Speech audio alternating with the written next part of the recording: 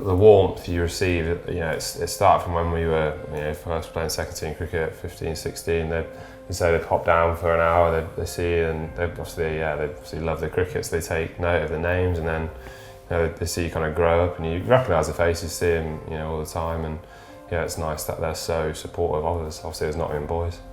And I was sat up here on the balcony and watching every ball. Probably more proud than anything, really. I mean, because we've been through the journey together.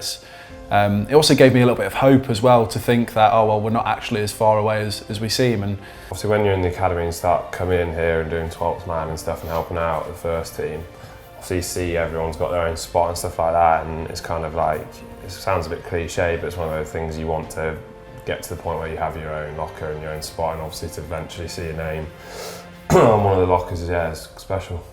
And I still remember it because Fletcher was bowling. And I don't know how old I was. I must have been, probably 11, maybe 12. It's still a surreal thing. And to call them, all of the lads' mates, is a great privilege and an honour.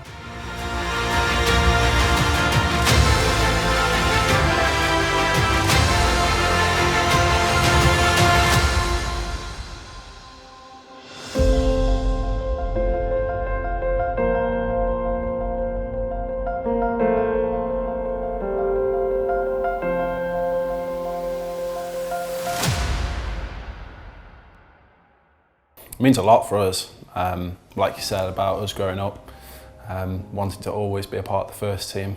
I think I speak for obviously both of us when, walking out on the field together is always an absolute pleasure, I would say. And now sharing a dressing room as well, and with COVID and whatnot, we haven't been able to actually appreciate the dressing room. But I think come this season we should be able to appreciate it more and enjoy each other's company a bit more.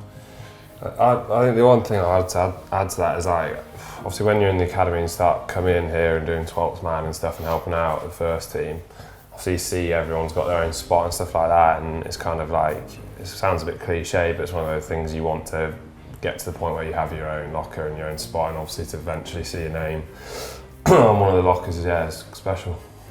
Still to this day, didn't think I was going to play. Like, I got invited to, basically I thought I was invited to bowl at the boys the day before the game, and then I got invited to have a hit after, and just came up here to take my stuff off, and Mull told me I was playing. So, and then obviously on the day it was a bit weird because we batted first, didn't really score, everyone's that first innings, so it was a bit of a, I don't know, not a downer, but a bit gutted about that. And then, obviously I think we had a 20 overs at home that night, and Mull tripped me the ball, and luckily got a couple of wickets, and that, I don't know, obviously made me feel at ease that you can do it. And it was one of those, obviously, lad making his debut, supporters got right behind me, and it gave me a lot of energy. And I was sat up here on the balcony and watching every ball. Probably more proud than anything, really. I mean, because we've been through the journey together.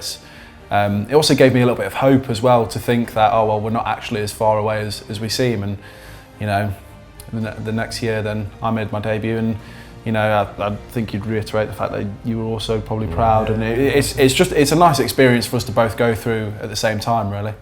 It was for his debut actually, so I got the call the night before to be like, drive down Somerset for basically this 12th man, and then the morning of the game, obviously it's a real first day for you. You got, what, do you have tonsillitis or something? Yeah. So at first I was very proud of him, I was making his debut, but also very unhappy that I had to field the whole day because he was well away at the hotel, almost on his deathbed.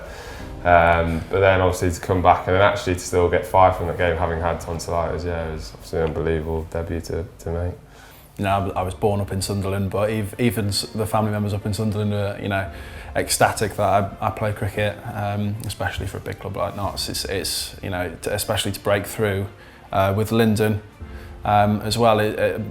Together it's great. My family are really happy. My dad's been a Notts supporter for as long as he can remember, so that kind of, it almost spurs me on a little bit to be able to do my best week in, week out, and to make them proud as well as everyone else. A lot of my mates find it funny that obviously the name you've always given me is the Worktop Wonder Kid, because they're like, I was born in Ambassador Hospital, But I haven't. I mean, I lived in Retford till I was about 8 or 9, so I lived at North Knox way, but then obviously moved down. When I was about 10, I think. So obviously going to Oakham and stuff, a lot of that's like work. So what's that got to do with you? But obviously that is where I was born and bred. But I think in terms of family as well, like mum, dad, driving you miles when you're younger to come and train here and train at Hadley Hall, Sobers Hall. County age group stuff, it's nice obviously then for them to be able to watch you from the stands, playing for the first team. So obviously I haven't transitioned from those young age groups through the academy and into the first team. I don't know, I think T20s I always used to perch up on top of Radcliffe Road, like behind the bowler's arm, especially when we played on this side. We got a decent view of it. But then, I think just here, there and everywhere. So I came, especially as younger, a lot of my brother, he was massive into cricket, and then mum and dad sometimes as well, so. Yeah, mine would have been the Smith Cooper, just general Smith Cooper. First probably experience being here, I still remember it. I was with my dad and he had a day off work but still had to sort of work, but he took me down to a county championship game. And I still remember it because Fletcher was bowling. And I don't know how old I was, I must have been probably 11 maybe, 12. It's still a surreal thing. And to call them, all of the lads' mates is a great privilege and an honour. It's something both of us have always wanted to do, and to be a part of the first team is a great experience. I think it's great.